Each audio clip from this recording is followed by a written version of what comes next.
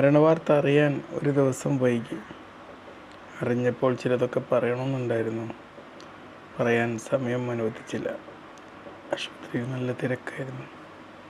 പിന്നെ ഇന്നലെ അവരെ മോനും മരുമോളും പേരക്കുട്ടിയും കാണിക്കാൻ വന്നപ്പം അറിഞ്ഞില്ല ഉപ്പ മരിച്ചത് എന്ന് പറഞ്ഞപ്പം ഞാൻ പറഞ്ഞു, ഞാൻ കുറേ പറയണമെന്ന് വിചാരിച്ചിരുന്നു. അപ്പം മുഹമ്മദ് മാസ്റ്റർ എന്ന് പറയുമ്പോൾ നാട്ടുകാർ വിളിക്കുന്ന പേരെന്താണെന്ന് എനിക്കറിയില്ല. നമ്മളിലേക്ക് നിറഞ്ഞൊരു പുഞ്ചിരി, മായാത്ത പുഞ്ചിരി എന്നും മുഖത്ത് വിരിയിച്ചു കൊണ്ടുവരുന്ന ആ രൂപമാണ് ഓർമ്മ വരുന്നത്. ശബ്ദം, അതും വളരെ നിഷ്കളങ്കമായ ഭാവത്തിൽ പുഞ്ചിരിയോടെ സംസാരിക്കും. ഞാനെപ്പോഴും പറയും, നിങ്ങളെ കാണുമ്പം ഞങ്ങളുടെ പൂന്തി സ്കൂൾ HM VM അബ്ദുറഹ്മാൻ മാഷ ഓർമ്മ വരും എന്ന് പറയും. VM അബ്ദുറഹ്മാൻ മാഷ ഓർമ്മയായിട്ട് ഏതാണ്ട് വർഷങ്ങളായി.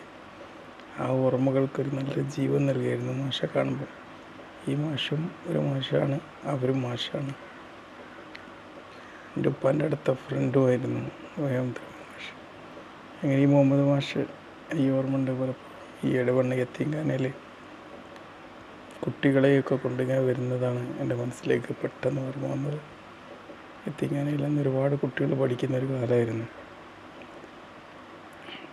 സ്വന്തം കുഞ്ഞുങ്ങളെപ്പോലെ പരിചരിച്ച് മാഷിങ്ങോട്ട് കൊണ്ടുവരുമായിരുന്നു.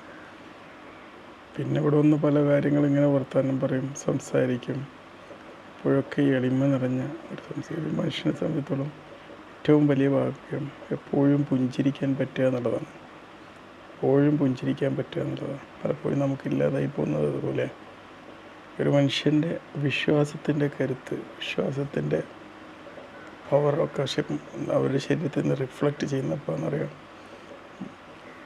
മറ്റുള്ളവർക്ക് എപ്പോഴും പുഞ്ചിരി സമ്മാനിക്കുമ്പോൾ ഒരുപക്ഷെ ഏറ്റവും വലിയൊരു ദൈവിക സ്മരണ അല്ലെങ്കിൽ ഒരു ദൈവിക ആരാധന എന്താണെന്ന് ചോദിച്ചു കഴിഞ്ഞാൽ അതെല്ലാ മനുഷ്യർക്കും പുഞ്ചിരി സമ്മാനിക്കുക എന്നുള്ളതാണ്. മുഹമ്മദ് മാഷെക്കുറിച്ച് ഓർക്കുമ്പോൾ എൻ്റെ മനസ്സിൽ ഈ പറയുന്ന നിമിഷത്തിലും ആ ഒരു പുഞ്ചിരിയാണ്, ആ ഒരു നിഷ്കളങ്കതയാണ് മനസ്സിലുള്ളത്. നിഷ്കളങ്കതയും പുഞ്ചിരിയും അതുപോലെ തന്നെ എല്ലാവരെയും സ്നേഹിക്കാൻ പറ്റുക എന്നുള്ളതൊക്കെ തന്നെയാണ് ഒരു മനുഷ്യൻ്റെ ജീവിതത്തിൽ അവർക്ക് ഈ മനുഷ്യകുലത്തിന് സമ്മാനിക്കാൻ പറ്റുന്ന ഏറ്റവും വലിയ ഗിഫ്റ്റുകൾ. ആ ഗിഫ്റ്റുകളൊക്കെ നൽകിക്കൊണ്ട് തന്നെയാണ് മാഷ ഈ ഭൂമിയിൽ നിന്നും ഇവിടെ പറഞ്ഞത്. ഏതായാലും മാഷയുടെ പുതിയ ജീവിതം, മരണത്തിനപ്പുറത്തെ അനശ്വരമായ ഒരു ജീവിതം, അത് കാരുണ്യവാൻ്റെ സ്വർഗത്തിലാവട്ടെ എന്ന് കാരുണ്യവാനോട് പ്രാർത്ഥിക്കുകയാണ്.